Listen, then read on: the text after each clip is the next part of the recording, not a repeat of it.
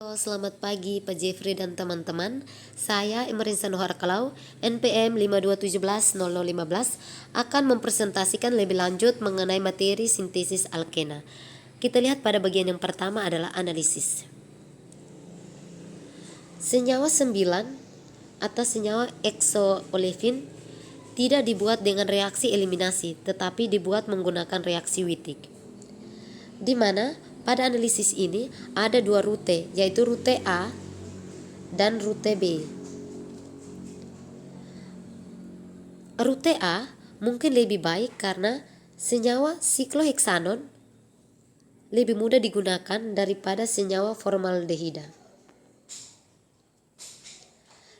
Di mana senyawa formaldehida dapat dilihat strukturnya, yaitu CH2O. Kita dapat menyimpulkan bahwa rute A lebih baik karena senyawa sikloheksanon lebih mudah digunakan daripada senyawa formaldehida. Sehingga senyawa sikloheksanon ditambah dengan senyawa pH3P+ CH3 kemudian didiskoneksi pada ikatan P dan C sehingga diperoleh senyawa CH3I atau senyawa metil iodida. Selanjutnya bagian sintesis. Senyawa MEI atau senyawa metil iodida ditambah dengan senyawa PPH3 menghasilkan senyawa pH3P+ Me dengan persentase sebesar 99%. Kemudian senyawa pH3P+ Me direaksikan dengan senyawa 1 butilitium dan senyawa 2 sikloheksanon kemudian menghasilkan molekul target atau senyawa 9 dengan persentase sebesar 46%. Selanjutnya slide berikut pada bagian analisis. Senyawa 10 kita diskoneksi pada ikatan rangkap sehingga melalui reaksi Wittig akan menghasilkan senyawa CHO di mana senyawa CHO ditambah dengan senyawa pH3P+ menghasilkan senyawa 11 atau senyawa halida sekunder atau senyawa keton. Berikut bagian sintesis. Senyawa 11 atau halida sekunder atau senyawa keton ini merupakan peristiwa lain di mana dehidrasi pada percabangan alkohol atau senyawa 12 akan memberikan isomer posisi sehingga dapat dilihat bahwa pada sintesis senyawa 11 akan direaksikan dengan senyawa pH3P kemudian menghasilkan senyawa pH3P+. Setelah itu direaksikan lagi dengan senyawa 1 butilitium dan senyawa 2 CHO dari campuran isomer geometri. Kemudian menghasilkan molekul target atau senyawa 10 dengan persentase sebesar 68%.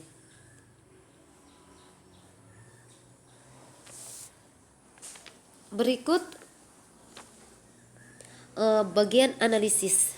Pada slide berikut kita lihat pada bagian analisis. Senyawa 13 atau alkena tersubstitusi, di mana kita mendiskoneksi pada ikatan rangkap sehingga diperoleh senyawa benzen C double bond O ditambah senyawa fosfolat ester atau senyawa 14. Sehingga kita dapat menyimpulkan bahwa berdasarkan analisis ini, di mana pada senyawa 13 dapat dibuat dengan reaksi Wittig, yaitu dari senyawa benzen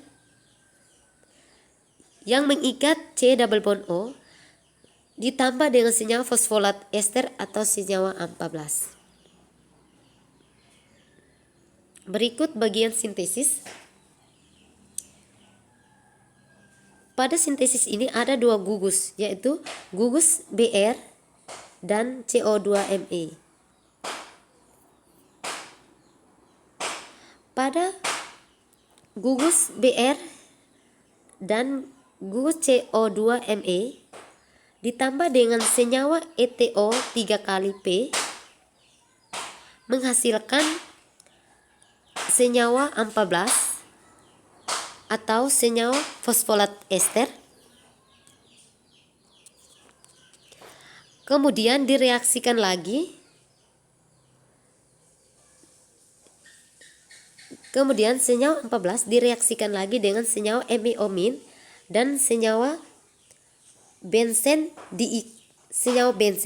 yang mengikat C double bond O akan diperoleh molekul target atau senyawa 13 dengan presentasi 70%. Slide berikut stereoselektivitas dalam reaksi Wittig. Berdasarkan kaidah umum menyatakan bahwa ilida yang distabilkan dari senyawa 15 ketika bereaksi dengan aldehid akan menghasilkan senyawa E atau transalkena. Kemudian, sedangkan jika ilida yang tidak distabilkan dengan senyawa 15, maka akan menghasilkan senyawa Z atau cis alkena.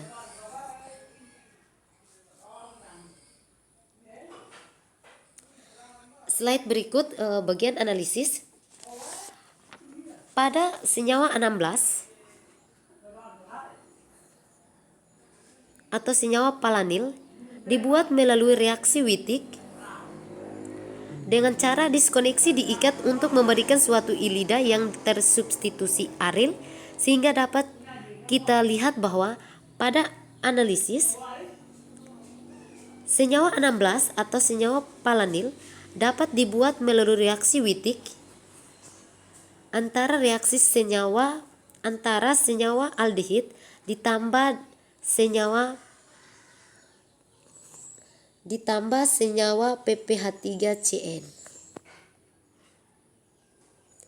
Bagian sintesis.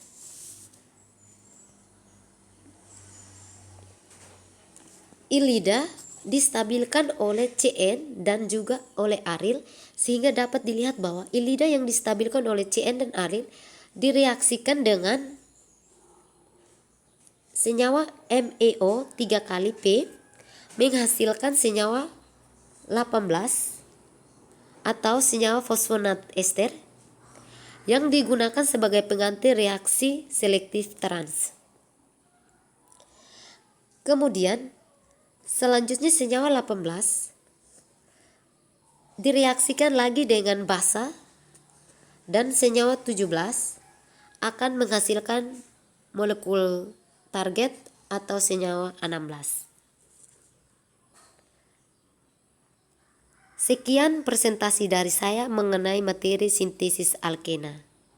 Terima kasih.